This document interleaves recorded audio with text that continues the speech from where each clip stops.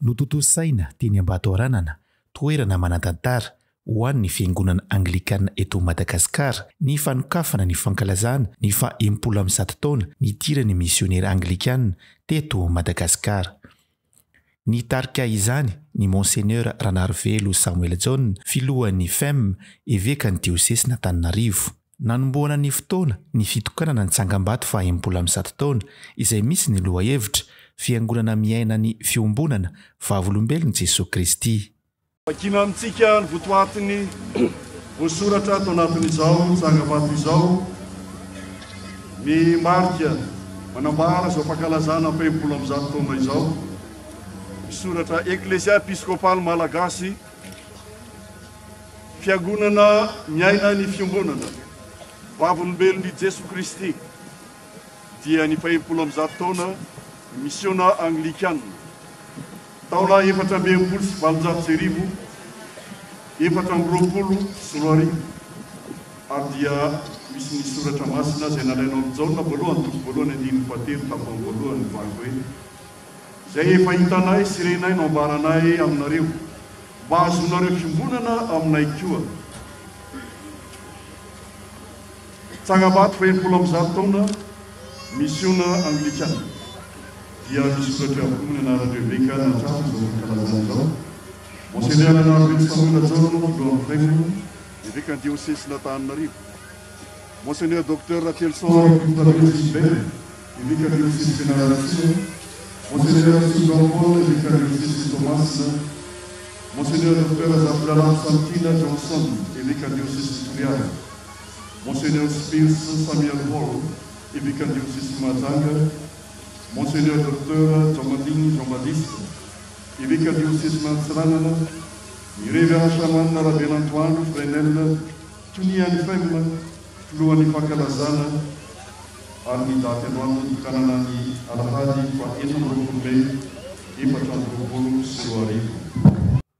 Nandritra ny fandraisam-pitenenana dia niantso ny rehetra mba hanohy ny asan'ny misionera ny evekan'ny diosesy ny Tomasina. Efa maro izy ny fitaovana azo ampiasaina amin'izao fotoana izao ka azony rehetra ampiasaina ny teknôlôjia entina hitoriana ny filazantsara. Maro ny fitaovana azo ampiasaina amin'izao dia mampita hafatra anankiray aho. Mino aho fa isika rehetra tonga teto dia manana telefônina daholo. Azo ampidirina ao zany ny andala soratra masina. Farafahakely ny angamba ny ansasaka sika tonga teto dia mampiasa ny Facebook. Azo atao sara mandefa tenin'Andriamanitra amin'ny Facebook na misy komantera na sisy komantera dia rehefa mijery an'ilay andala soratra masina izy dia efa nahita zany izy zay. Efa asa fitoriana sahadiny nataonao mizara tenin'Andriamanitra isan'andro mandefa an'izany amin'ny alalan'ny telefôna. Ka na tsy anao misionera andeha tetany azy ianao dia efa mitory ny tenin'Andriamanitra sahady manambara amin'izany amin'ny olona. Voatonona teo moa 10 point zay ao anatin'ny diosesy ny Tomasina iandraiketany. Ny afatra voalohany dia mbola miangavy isika rehetra ho an'ny Tomasina amin'ny ivony zay ankalazaina ny volana Aogositra ny fa 7 ary ny 12 Aogositra 2024.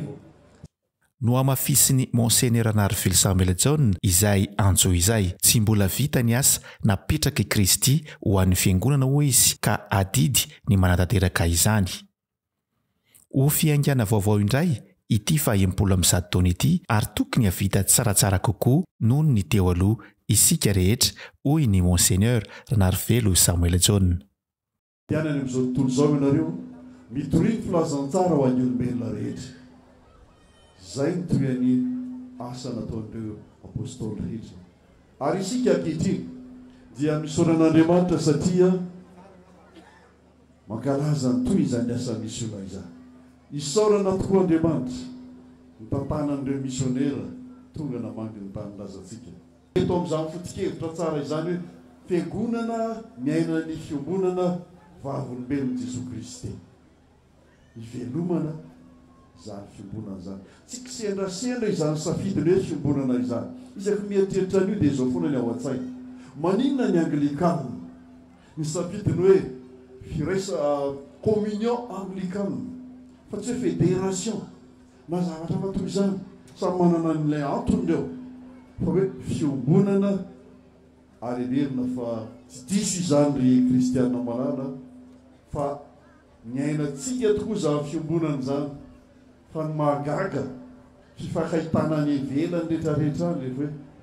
miona samy anglikanina dia ony vazovazy ny dala sasany hoe rendre zala anglikana reo satria misy hery mampiray mampifanatona rehetra any tsy hainy manazava azy fa dia izay zava-misy tompo ka ny tianambara dia tsotra fanambo mbola mipetraka eo amintsika kristianina forentotsika aloha trahatreto andrano dia isika no ifatrafatrarana eto fa ho an'ny zanaky ny eklezia episkopale malagasy manontolo marina loatra rehefa hanamariana teo afaka milaza re isika fa voa malagasy tokoa no efa mitsiry sy ny trebona dia tamin'ity tanylazantsika tia ka isa asaitsika miteny ankehitriny hoe eklezia episkopaly malagasy tokoa izahay misy singa maromaro afitsika ifampiritana ao anatin'izany fa tsy fotikevitra fotsiny izany koa dia mbola ao anatin'ny fitadiavana izany avokoa isika ary io tsy tsihatra mijanona na mamikitra ny toeran'ilay toy ny azo manirina ny azo manira zay velona sy ny tombo fa miaina ary vavolombelona dika vavolombelona dia izao nandray isika ary ny olona nandray zavatra ihany no afaka izara ihany koa zay ny asan'ny vavolombelona raha mibaiko ny soratra masina ary ny fitenin'ny apôstôly paoly izay noraisiko ihany no indroko ampitaiko aminareo ary raha miampita ty amintsika zany dokosika hoe ino mbola ampitaina amin'ny taranaka mifadimby rehetra manadidy sy araikitra amin'izany nandrafitra atao anatin'ny eklezia episkopale malagasy izay ombonana amin'le toevengampiara-miasa rehetra eo ihany koa nareo presbitera sy clergé rehetra sy zay manana andraikitra fitarihana sy mifanompona ny boka an'andriamanitra ambarako tsara zay teny anankiroa zay natao mpitarika isika fa sady natao hanompo ihany koa fa raha ireo no misaraka dia mandringa ny asa misiona zay tamperahana mazava loatra nytarika hitran'ireo misionera vo niainga tany am-boalohany tany ny ananany fiangonana fizakantena ny fitorinany filazantsara fizakantena ny famelomana ny asan'ny fiangonana nivon'izany sihatra iasany izany ary fizakantena ihany koa ny amin'ny fandaminana samy hafa rehetra eo anivon'le nitoerana nitorinany filazantsara izany mino isika fa efa makany efa nizorany zany fa ny mahafapo mbola tsy misy fa mbola be ny andry atsika koa dia antso no atao any zanaky ny eklezia episkopale malagasy mitoy ny asa ary mbola adidy fa tsy safidy hoe anao zay na tsy anao napetraka andriamanitra ho an'ny fiangonana napetraky ny tompo amintsika ny vavolombelona ary anandratra avy za fiombonana masina izany fa rehefa zay mazava dia marina loatra hoe aisika fianakaviam-be aisika ankonana be fa tsy ankonana midy amatrano tsy fianakaviana midy amatrano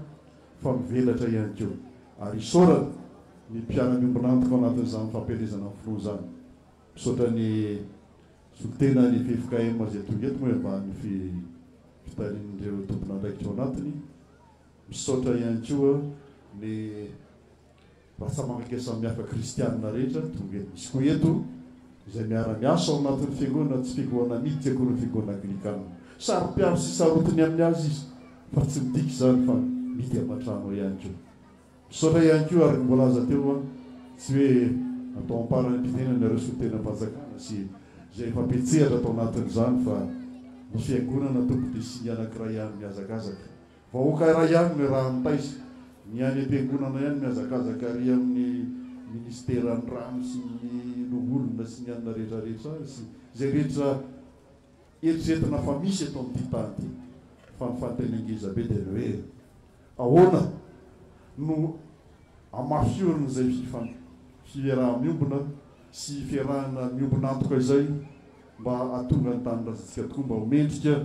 ary tsy hojoko eo anatrehan'ny hafa fa mba sa ilaza ihany koa fa manana an'izany Kristy ho amin'ny Madagasikara zany zay ka tianaina ny olona amin'ny Madagasikara koa ny Kristy ka homendrika amin'ny zava-rehetra ho vavolombelona zany ary izay no antso hoe mandehana any misehatra misy anareo rehetra any na tompona andraikitra ara-panjakana na tompona andraikitra tia amin'ny fikarakarana ny vahoaka samihafa rehetra amin'izay sehatra ny itson'Andriamanitra azo atao tsara zany azo atao tsara zany olona miteny anglisy mba miteny anglisy we can do it zay ihany miteny baiko raha toka baiko fa tsy baiko moa zany fa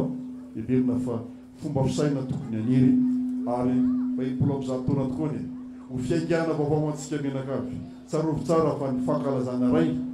dia fiaingana ho amin'ny manaraka iray. Nanotona ity fotoana ity koa ireo olo-manan-kaja maro sivily sy miaramila avy amin'ny FFKM ny mpitondra fanjakana. Koa misaotra indrindra ny fiangonana Anglikana tamin'izay rehetra efa nataonareo sy ny tanterahanareo teto amin'ity firenena ity ho an'ny vahoaka malagasy na eo amin'ny lafiny ara-batana izany na ny ara-tsaina na ny ara-panahy na ara-fampandrosoana. Andriamanitra no amaly fitianareo ary Andriamanitra no hitahiron'ny finoana ao anatinareo ny amin'izany fanasoavana ny firenena izany.